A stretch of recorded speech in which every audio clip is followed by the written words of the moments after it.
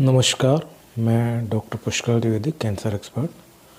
आज आपसे colon cancer के बारे में बात करने आया हूँ।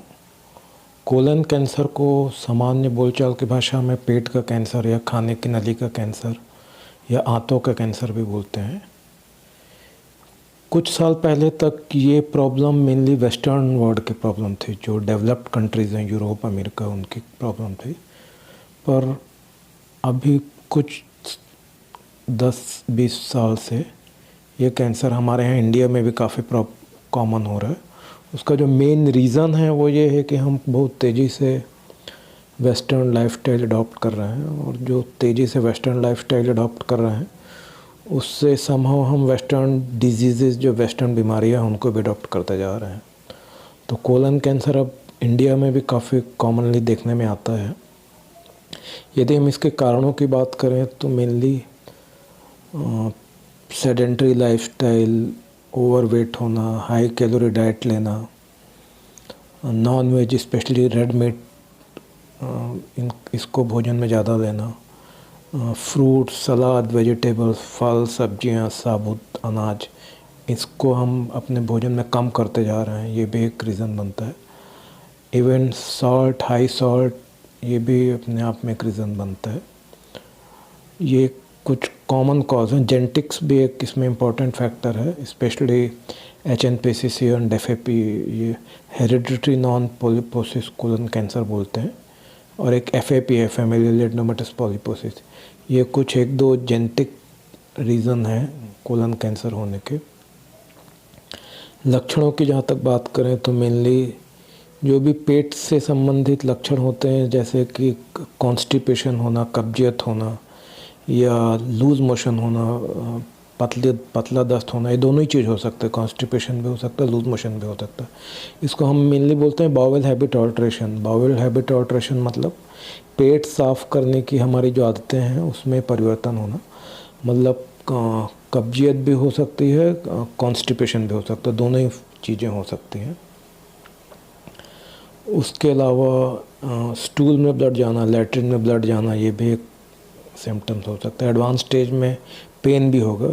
पेन, जैसा मैं अक्सर बोलता हूँ, अर्ली स्टेज में, शुरुआती दौर में पेन देखने में नहीं मिलेगा। पेन हमेशा एडवांस स्टेज में ही आता है। शुरुआती दौर में पेन आपको नहीं पिकअप होगा इसमें।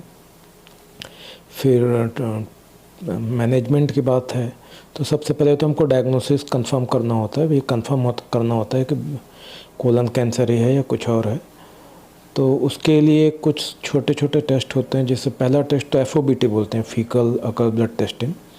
इसमें बेसिकली स्टूल को टेस्ट करने के लिए भेजा जाता है ब्लड के लिए। यदि स्टूल में ब्लड आ रहा है तो ये कोलन कैंसर का लक्षण हो सकता है, क्योंकि कोलन कैंसर में ट्यूमर जो होता है वो ब्लड उसमें से रिश्ता है, तो स्टूल में, हमारे मल में ब्लड पॉजिटिव आ सकता है। ऐसा ज़रूरी नहीं है, लेकिन आने की संभावना होती है। फिर सेकंड टेस्ट होता है CT स्कैन या एंडोस्कोपी, कोलोनोस्कोपी। CT स्कैन से कोलन के किस हिस्से में कैंसर है, कौन से स्टेज में है, लीवर में फैल गया है कि नहीं, लंग में तो नहीं चला गया, ये जानने में हमको सुविधा होती है।